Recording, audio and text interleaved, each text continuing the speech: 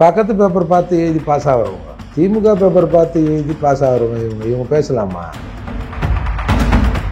இந்த 4 வருஷத்துல 780 கோடி ரூபாயை திருப்பி அனுப்பிச்சிருக்கிறேன். அவன் 100 ரூபாய் 50 ரூபாய் நக்கின்னுக்கிறான். 1 லட்ச ரூபாய் லோன் போட்டு பேங்கரை சூரிட்டி கொடு, எஸ்னா தரமாட்டேன் லோனு அப்படின்னு வெளிப்படையா சொல்றான்.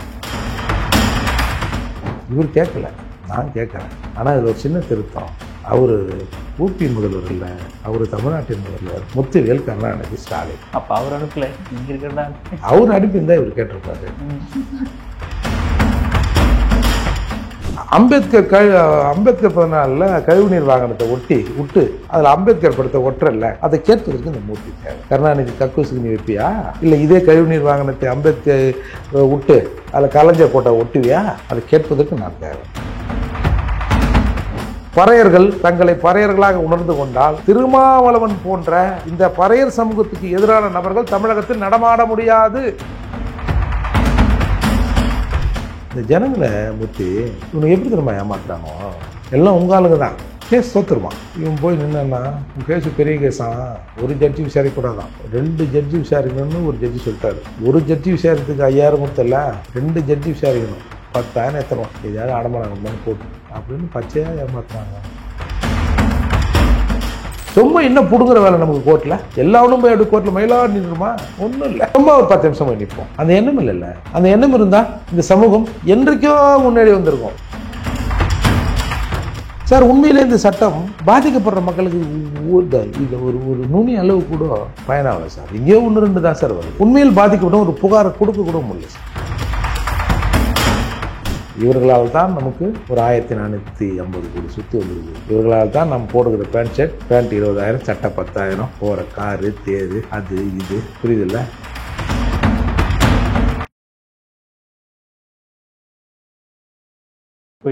அடுத்த இப்போ கடைசி ஒரு விஷயம் சார், இந்த எழுச்சி பயணம் ஒன்று போயிட்டு இருக்கும்போது திருமாவளவன் அவர்கள் வந்து அது வந்து கிண்டல் பண்ணுறாரு சார். என்ன கிண்டல் பண்ணுறாருன்னா, 1 வருஷம் முன்னாடியே ஒருத்தர் படிக்க ஆரம்பிச்சிட்டாரு. நாங்களாம் எப்படின்னா அன்றைக்கி நைட்டே படித்து காலைல பரீட்சை எழுதி ஜெயிக்கக்கூடிய ஆட்கள், இவர் 1 வருஷமாக படித்து வந்து ரிவிஷன் பண்ணி ஃபெயில் ஆக போகிறாரா அப்படின்ற மாதிரி கிண்டல் பண்ணுறாரு சார். பக்கத்து பேப்பர் பார்த்து எழுதி பாஸ் ஆகிறவங்க, திமுக பேப்பர் பார்த்து எழுதி பாஸ் ஆகிறவங்க இவங்க பேசலாமா? சார், ஒரு சமூகத்தை உசுப்புவதற்கு அவங்க போகிறாங்க. என்ன உங்களுக்கு என்ன பிரச்சனை? சரி, திருமாவளவனை பற்றி அவங்க எங்கன்னா விமர்சனம் பண்ணாங்களா? இல்லை இது திருமாவளவன் போக்குக்கு எதிரான பேரணி? நம்ம உரிமை, நம்ம அந்த இடஒதுக்கீடு நம்ம உரிமை, அது நம்ம உரிமை கேட்டால் தான் வாங்க முடியுன்றாரு. நீ தான் சொல்கிறிய, நீ எல்லாம் மொத்தமாக அடகு வச்சாலும் சத்தம் போடாதீங்கயா. எச்எம் என்ன திட்டுவார்? இந்த வாத்தியாருங்க பசங்க கிளாஸில் சத்தம் போட்டா, மாடே சத்தம் போடாது கம்னு இருக்கும். ஹெட்மாஸ்டர் என்ன திட்டுவார்? பசங்க கிளாஸில் சத்தம் போடாமல் ஒழுங்காக படிக்கணும் தானே வந்து நீதி. ஹெட்மாஸ்டர் திட்டுவார் கம்னரு, அந்த மாதிரி ஓனர் திட்டுவார் கம்னரு, ஓனர் எதனா நினச்சிப்பார் கம்னரு அப்படின்றது திருமாவளவங்கிற வாத்தியார். நீங்கள் போய் அவங்கள போய் சொல்கிறதுக்கு உங்களுக்கு என்ன தகுதி இருக்குது அப்படின்னு கேட்க தோணுது. எப்பரா தகுதி இருக்குதுன்னு கேட்டான் அப்படின்வாங்க. அதனால் அவங்களா பார்த்து முடிவு பண்ணிட்டோம். அதாவது நீங்கள் அண்ணனை பற்றி பேசுகிறீங்களோ இல்லையா சார், அண்ணன் எங்கே போனாலுமே வந்து உங்களை பற்றி பேசாமல் இருக்க முடியல போல். அவ்வளோ பாசமாக சார் உங்கள் 2 பேர்த்துக்குள்ளே அவ்வளோ நெருக்கடியா? இப்போது இவங்களோட வேலையை இவங்களுக்கு ஒன்று அஜெண்டா மூர்த்தி என்ன பண்ணுறான் பாரு.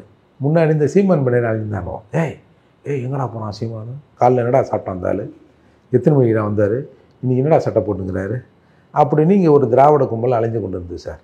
இன்றைக்கி இந்த மூர்த்தி எழுந்துச்சிட்டானா, எத்தனை மணிக்கு வெளில வருவான், எங்கே போகிறானா, இன்றைக்கி என்ன சட்டை போட்டுங்கிறான் இன்னரு சார், அது தெரிய மாட்டேங்குது சார், அது உள்ளே இது.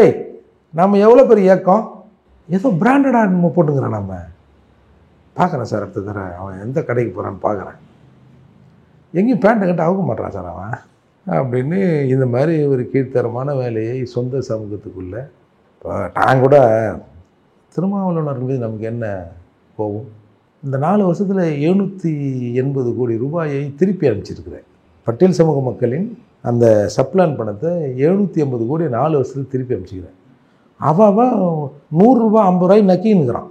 1 லட்ச ரூபாய் லோன் போட்டு பேங்கரை சூரிட்டி கொடு, எஸ்னா தரமாட்டேன் லோனு அப்படின்னு வெளிப்படையாக சொல்கிறான். எவ்வளோ? 1 லட்சத்துக்கு. ஒரு தொழில் முனைவோர், சார் எனக்கு இந்த தொழில் தெரியும் சார், ஒரு 1 லட்சம் லோன் கொடுங்க சார்ன்றான். தாட்கோவில் எங்களுக்கு ஒதுக்கப்பட்ட பணத்தில் பேங்க்லேருந்து சப்சிடி கொடுப்பாங்க. அங்கே போய் இல்லைன்ற நீ ஷூரிட்டி எடுத்துடுவான். உங்கள் அப்பா என்ன வேலை செய்கிறான், உங்கள் அத்தா என்ன வேலை செய்கிறாங்க, உங்களுக்கு எவ்வளோ சொத்துக்குது, என்ன ஷூரிட்டி கொடுப்பீங்க அப்படி கேட்டு எங்களை விரட்டி அனுப்புகிறான் சார். இதில் 7,850 கோடிகள், 800 கோடி 850 கோடி திருப்பி அனுப்புகிறாங்க சார். கவர்மெண்ட் எந்த கவர்மெண்ட்டு? UP government. ஓ அவங்க அது யார் அந்த சாமியார் பேர் என்னது? யோகி ஆதித்யநாத். என்ன திமிரு இருக்கும்ல, பக்கம் ஆர்எஸ்எஸ் வந்தாலே எஸ்சிலாம் வரக்கூடாதுன்னு நினைப்பாரோ? அப்படிலாம் இல்லை சார். அப்படிலாம் இல்லையா? இல்லை அப்படி தான் இங்கே சொல்கிறாங்க. திமிரு தானே சார் அது, அரசாங்கத்தின் மெத்தனை போக்கு தானே. 120 கோடி ரூபாய் சார் அந்த ஊரில் 2 ஆண்டுக்கு முன்னாடி இந்த எஸ்சி/எஸ்டி வெல்ஃபேர் ஸ்கூலில் அதை அந்த இன்ஃப்ராஸ்ட்ரக்சரை சரி பண்ணுறதுக்கு ஒதுக்கியிருக்காங்க சார். இந்த யோகி ஆதித்யநாத் தானே அது பேர், மொட்டாச்சின் சாமியார். காவி வேட்டி காவி சட்டை உள்ளே என்ன போட்டுருப்பாரு, காவியாக தான் இருக்குமோ. சரி, அது நம்ம வேலையில் பார்க்குறது. 120 கோடி ரூபா ஒதுக்கி 2 கோடி ரூபா செலவு பண்ணிட்டு 118 கோடி திருப்பி அனுப்பிச்சிட்டுருக்கிறார் சார். என் புள்ள என் குழந்த கக்கூஸில் பீ போடுறது அந்த ஆள் விரும்பலை சார். இதெல்லாம் கேட்கணும்ல சார். இவர் கேட்கல, நான் கேட்குறேன். ஆனால் இதில் ஒரு சின்ன திருத்தம். அவர் ஊபி முதல்வர் இல்லை, அவர் தமிழ்நாட்டின் முதல்வர் முத்துவேல் கருணாநிதி ஸ்டாலின். ஓ, அப்போ அவர் அனுப்பல, இங்கே இருக்கிறதா? அவர் அனுப்பியிருந்தா இவர் கேட்டிருப்பாரு. அந்த ஆள் சரியாக செலவு பண்ணிட்டா பொழுது, செலவு பண்ணிட்டார் பொழுது. இங்கே செலவு பண்ணணுன்னு இது எப்போ நம்ம சொல்கிறது? இதை சொல்லுவதற்கு ஒருத்தர் தேவையில்லை. அவன் தான் மூர்த்தி, அவன் தான் புரட்சி தமிழ், அவன் தான் பாறையிருப்பார். இன்னைக்கு பாருங்க சார், ஃபர்ஸ்ட் ஹாஃப் மட்டும் கட் பண்ணிட்டு, அதாவது மூர்த்தி அவர்கள் யோகி ஆதித்யநாத்தை எதிர்த்து பேசி விட்டார்னு சொல்லுவாங்க. அம்பேத்கர் 14 கழிவுநீர் வாகனத்தை விட்டு அதில் அம்பேத்கர் படத்தை ஒட்டுறல்ல, அதை கேட்பதற்கு இந்த மூர்த்தி தேவை. கருணாநிதி கக்கூசுக்கு நீ வைப்பியா? இல்லை இதே கழிவுநீர் வாகனத்தை அம்பேத்கர் விட்டு அதில் கலைஞர் போட்ட ஒட்டுவியா? அதை கேட்பதற்கு நான் தேவை. ஏன் மற்றவங்க கேட்கல? சுயசாதிப்பட்டு இருந்தால் இவர்கள் இதை கேட்டிருப்பார்கள். நான் பல இடங்களில் கிட்டத்தட்ட தமிழகத்தில் ஒரு 200 தடவை இதை பேசியிருப்பேன். இதை இந்த 120 கோடியில் 2 கோடி செலவு பண்ணிட்டு 112 கோடியை திருப்பி அனுப்பிச்ச அரசாங்கம் இந்த திராவிட மாடல் அரசாங்கம்னு நான் கிட்டத்தட்ட 200 இடத்துல பேசியிருப்பேன். என்னைய மாதிரி எந்த நாயாவது சுயசாதிப்பட்டோடு இருந்திருந்தா இதை கேட்டிருக்கும்ல. அதுக்கு தான் சுயசாதிப்பட்டு வேணுன்ற. உலகத்தை திருத்தம் முதல்ல நம்ம வீட்டை திருத்துவோம்.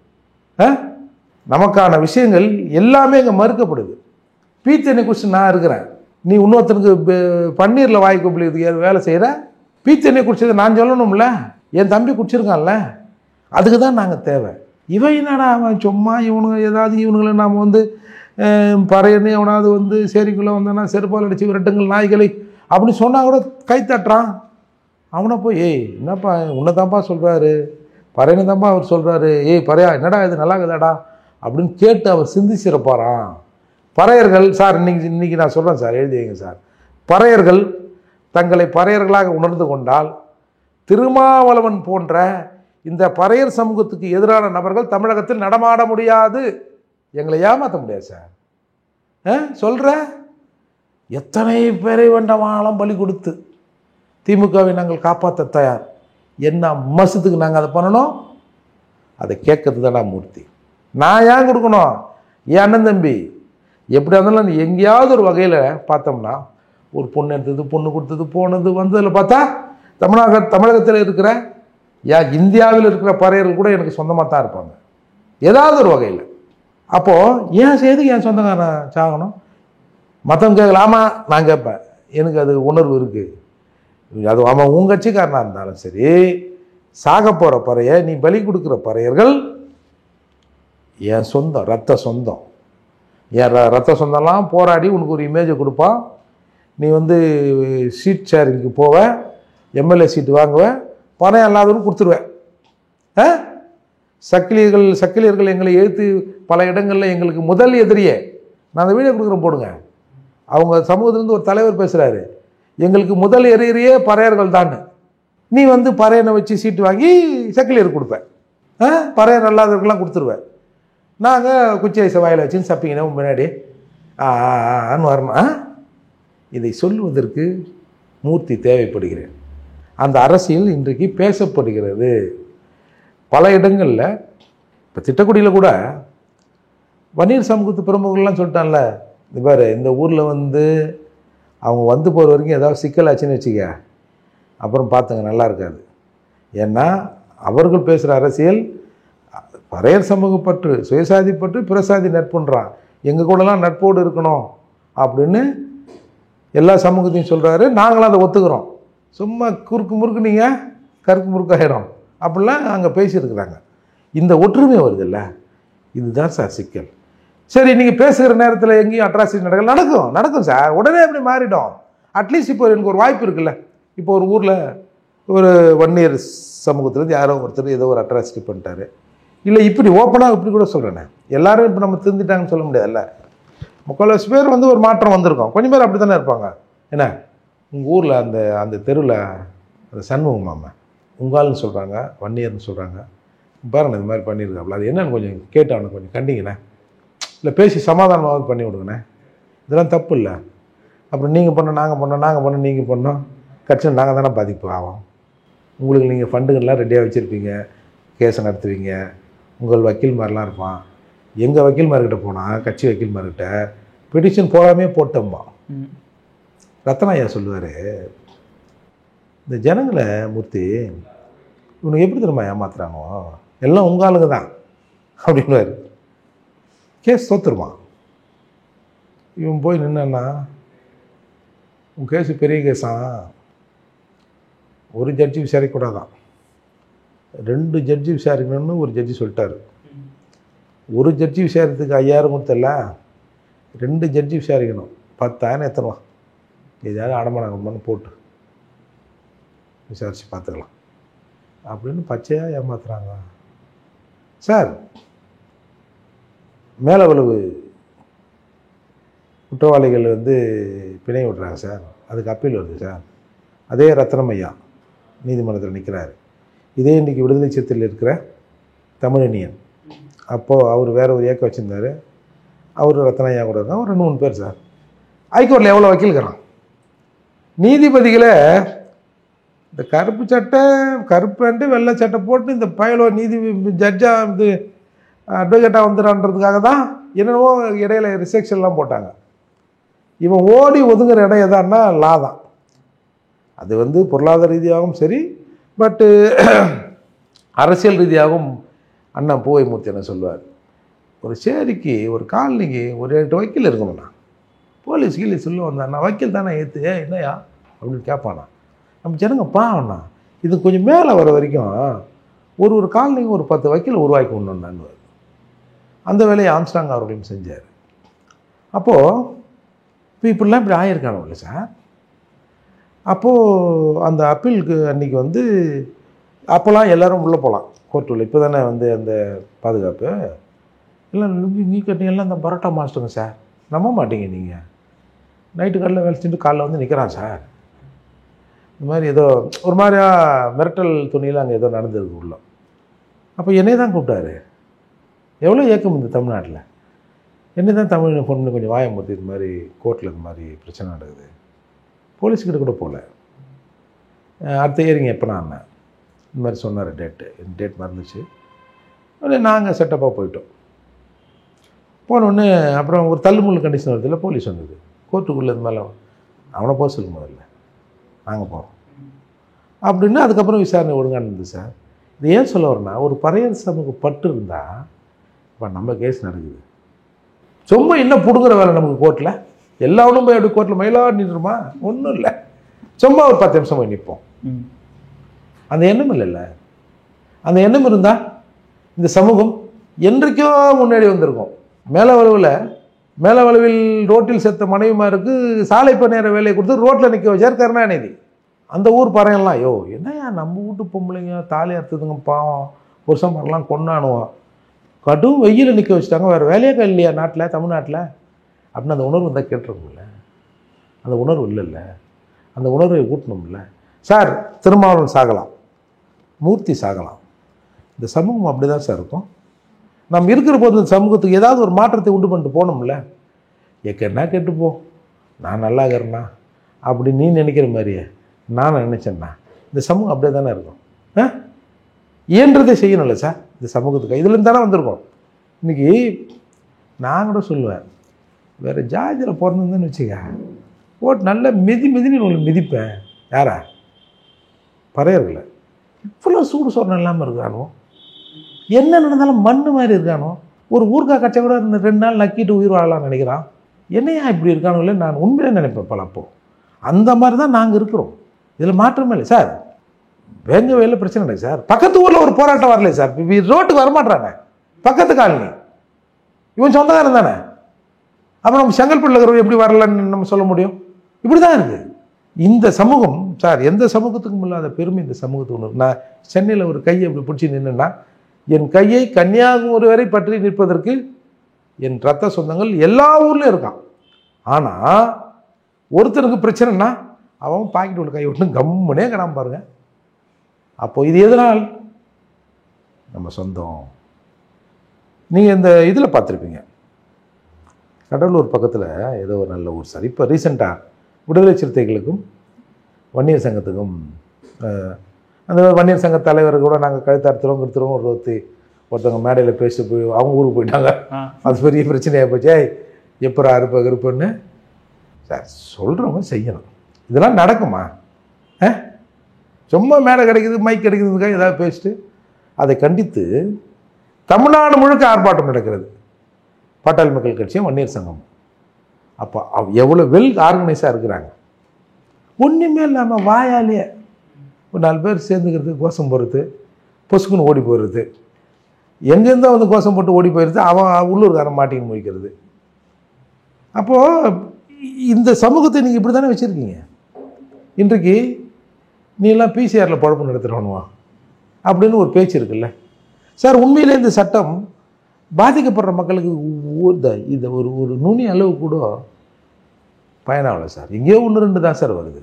உண்மையில் பாதிக்கப்பட்ட ஒரு புகாரை கொடுக்க கூட முடியல சார். கொடுத்தா அவங்க மேலேயே வந்து நீ தான் கூட்டு. ஆனால் இதை டாக்டிஸாக வியாபாரம் பண்ணுறானுங்க பாருங்க. அவங்க சரியாக வியாபாரம் பண்ணுறாங்க. இதை பார்த்துட்டு இதெல்லாம் பிசிஆர் கோஷ்டி, பிசிஆர் ஈஸியாக. ஆனால் அவனா பிசிஆர் ஈஸியாக இருந்தானுவான். அந்த பிசிஆர் சட்டம் கூட எல்லாம் போட்டுமே உங்களை பாரு அப்படின்ற ஒரு போக்கு வந்திருக்குல்ல. அது வந்து ஒரு மனிதன் வந்து இந்த மாதிரி இழிவுபடுத்துகிறான், ஒருத்தன் வாயில் போய் மனத்தில் வைக்கிறானே அப்படின்னு சக மனுஷனுக்கு சில எண்ணம் இருக்குது சார். ஆனால் எங்கேயாவது ஒரு இடத்துல பொய்யா பாதிக்கப்பட்டிருப்போம். அந்த எரிச்சலில் விடக்கூடாது பாயில அப்படின்னு சொல்கிறது இயல்பு தானே. அதனால் இந்த மாதிரியான முறைகேடுகள் ஏன் நடக்குதுன்னா இந்த சுயசாதி பற்று இல்லை. இன்றைக்கு புதுக்கோட்டை பதில் 2 பேர் மர்டர். அதில் இந்த சமூகத்து ஆளும் இருக்கிறானா, எல்லா சமூகத்து ஆளுங்களா இவனும் இருக்கிறான். என்னடா இது, என்ன லாஜிக் இது? இன்றைக்கி பல பேர் எங்கள் சமூகத்தில் இருக்கிற பல ஐக்கான்கள், முக்கிய நபர்கள் கொல்லப்படுகிற போது அதில் எஸ்சி இருக்கான், பறையன் இருக்கான். ஒரு பறையனை வெட்டுறதுக்கு கூலிப்படையாக பறையன் வரான். இது எங்கே நடக்கும்? இன்னொரு சமூகத்தில் இது மாதிரி நடக்குமா? எல்லா சமூகத்திலே ஆளுங்க பல பேர் கூலிப்படையாகிறான். அவன் முதலே கேட்பான், என்ன ஆளுங்க, எங்கே யாரை செய்ய போகிறன்றது கூட இல்லை, என்ன சமூகத்து ஆளுங்க, இல்லைங்க செட் ஆகாதுங்க அப்படின்னு பல கூலிப்படைகள் பேசுகிறான். சரியான இவன் அப்படி இல்லை, ஓகே ரெடி. அப்போ இதுக்கு என்ன அர்த்தம்? இந்த சமூகம் சார், இது மூர்த்தி பிரச்சனையோ திருமாவளவன் பிரச்சனையோ இல்லை சார். இது இன்றைக்கி நாங்கள் 2 பேரும் பேசிக்கிறதால இது திருமாவளவனுக்கும் மூர்த்திக்குமான பிரச்சனையாக ஒன்றா இவங்க பூஸ்டப் பண்ணலாமே தவிர இது என் சொந்த சமூக பிரச்சனை. இன்னொரு 10-20 வருஷம் நாங்கள் கூட செத்து போகலாம். இல்லை இவங்க ஸ்கெட்சு ஒர்க் அவுட் ஆனால் அது சீக்கிரமாக கூட நடந்துடலாம். அப்படி நடக்காதுன்னு வச்சுங்களேன். அப்படி நான் ஈஸியாக விட்டுற மாட்டேன். நான் என் பாதுகாப்பை உறுதி செஞ்சு கொள்வேன். சொல்கிறேன், ஒரு 10-20 வருஷத்தில் 2 பேரும் செத்து போகலாம்ல. ஆனால் இந்த சமூகம் அப்படியே இருக்கும்ல. அந்த பாவம் நம்மளை சும்மா விடுமா? இன்றைக்கி மூர்த்திக்கு மதிப்பா, பறையர் பேர் புரட்சி தமிழகம் பறையர் பேர் தலைவருக்கு மதிப்பா? அந்த பேருக்கு தான் சார் மதிப்பு, அந்த இயக்கத்துக்கு தான் சார். அந்த இயக்கத்தின்பால் அந்த இயக்கத்துக்கு எப்படி மதிப்பு? இந்த இயக்கம் பட்டியல் சமூக மக்களுக்கானது, குறிப்பாக பறையர் அரசியல் பேசுகிறவன், அதன் அடிப்படையில் தான் எனக்கு அந்த மரியாதை இல்லையா? அப்போது எனக்கு மரியாதை தருகிற அந்த சமூகத்துக்கு இல்லை அந்த விஷயத்துக்கு நான் வந்து என் நன்றி கடன் நான் செய்யணும்ல சார்.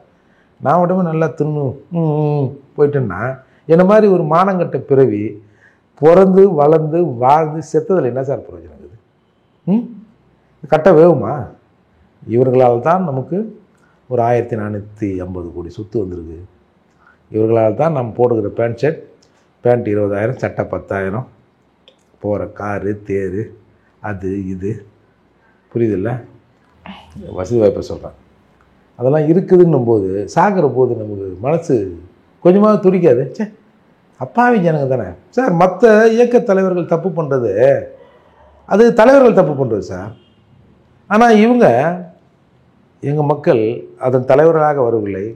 அப்பனாக பார்ப்பான், அண்ணனாக பார்ப்பான், சித்தப்பனாக பார்ப்பான், ஏன் சொல்லப்போனால் கடவுளாக பார்ப்பான். கடவுள்கிட்ட போய் சொன்னால் கூட ஒரு ஸ்டேஷனுக்கு ஒரு ஃபோன் பண்ண மாட்டார்.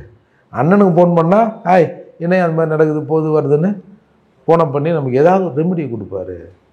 நம்மை காக்க வந்த தெய்வம் அப்படி தான் சார் பல பேர் நினைப்பான். ஏன் வந்து திம்முன்னு வந்து ஆம்பளையும் பொம்பளையும் வந்து ஒரு தலைவர்ன்றாங்க, அது மிஸ்யூஸ் பண்ணுறதுக்கா? என் சாமிடாது அப்படின்னு அவன் நினைப்பாரு. எதெல்லாம் தப்பு பண்ணலாம், சாமி தப்பு பண்ணலாமா? மற்ற கட்சி தலைவர்கள் 1000 தப்பு பண்ணலாம். ஆனால் இந்த பறையர் சமூகத்துக்காக இருக்கிறேன்னு சொல்கிறவன் தப்பு பண்ணால் அதெல்லாம் அனுமதிக்கவே முடியாது. நீங்கள் ஒதுங்கி போயிடுங்க. நீங்கள் இப்போ உங்கள்கிட்ட நிறைய பணம் கதுன்றீங்க, நீங்கள் ஒரு ட்ரஸ்ட்டாக ஒரு சாபகமாக ஆகி கூட போயிடுங்க, ஒன்றும் பிரச்சனை இல்லை. திரும்ப நான் கோட்டை போடுறேன் ஓட்டை போடுறேன் அப்படின்னு ஜனங்களை வந்து மிஸ்கைட் பண்ணாதீங்க அப்படின்னு அடிப்படையில் நம்ம சொல்கிறோம்ல. இது இவன் தான் பேசுகிறான்னா இது எப்படி தெரியுமா சார்? இன்றைக்கி அவர் இந்த நிலைமைக்கு வந்துட்டார். ஆரம்பத்திலிருந்து ஒரு விடுதலை சிறுத்தைகள் தலைவர் திருமாவளவன் அவர்களின் அரசியல் செயல்பாடுகளை நான் ஆரம்பத்திலேருந்தே விமர்சனம் பண்ணுவேன். எனக்கு தப்புன்னா தப்பு, சரிண்ணா சரி அப்படி விமர்சனம் பண்ணுவேன். அப்போ ஏதோ ஒருத்தன் 2 பேர் பண்ணியிருந்தேன். இன்றைக்கி எவ்வளோ பேர் என்னென்ன, நானாவது பரவாயில்ல ஒரு நாகரிகம் கருதி சில வார்த்தைகளை அடக்கி பேசுகிறேன். பலர் கண்டமேனிக்கு பேசுகிறாங்க. கண்டமேனிக்கு பேசுகிறாங்கன்னா பேசுவதற்கு இடம் கொடுத்தது யார்? பேசுவது ஒரு பக்கம் கண்டமேனிக்கு பேச தப்பாக இருந்தால் கூட அதுக்கு இடம் கொடுக்குறது யார்? அந்த வருத்தத்தில் என்ன அது நீயும் தப்பு பண்ணுற, இந்த ஜாதியும் கண்ணாமண்ணான்னு பேசுகிறான், இன்னொரு இயக்கமும் வந்து அங்கே போக முடியல, நீங்கள் வந்து உங்கள் வியாபாரம் பாதிக்கப்பட்டோம்னு நீங்களே வந்து எல்லாத்தையும் மடக்கிறீங்க அப்படின்ற எரிச்சலில் நாம் வந்து கடைசியாக எடுத்த ஆயுதம் தான். டேய் இது இவங்களை திட்டி பிரயோஜனம் இல்லை, முதல்ல இவனை தட்டி எழுப்பணும். கீழே படுத்துக்கின்னு இருக்கிறான் பாரு பறையன், இவனெல்லாம் எழுப்பி நிற்க வச்சோம்னா ஏமாத்துறவர்கள் ஓட்டுருவாங்கன்றதுக்காக தான் சுயசாதி பற்று. அது இப்படி சுயசாதி பற்றாக இருக்கிற போது நம்ம பக்கத்தில் கூட நட்பாக இருக்கணும் அப்படின்னு சுயசாதி பற்று பிரசாதி நட்புன்னு இன்றைக்கி ஒரு 5-6 இடத்துல மாவட்ட மாநாடு போட்டோமா. அந்த எரிச்சலில் கடைசியில் சுயசாதி பற்றும் பிரசாதி நட்பும் தாண்டா சனாதனம் பாவீங்களா அப்படின்னு ஒரு கன்க்ளூஷனுக்கு அவர் வந்திருக்கார். Okay sir. சார் உங்கள் அற்புதமான கருத்தில் இளைய பாதலோடு பார்த்ததற்கு மிக்க நன்றி சார்.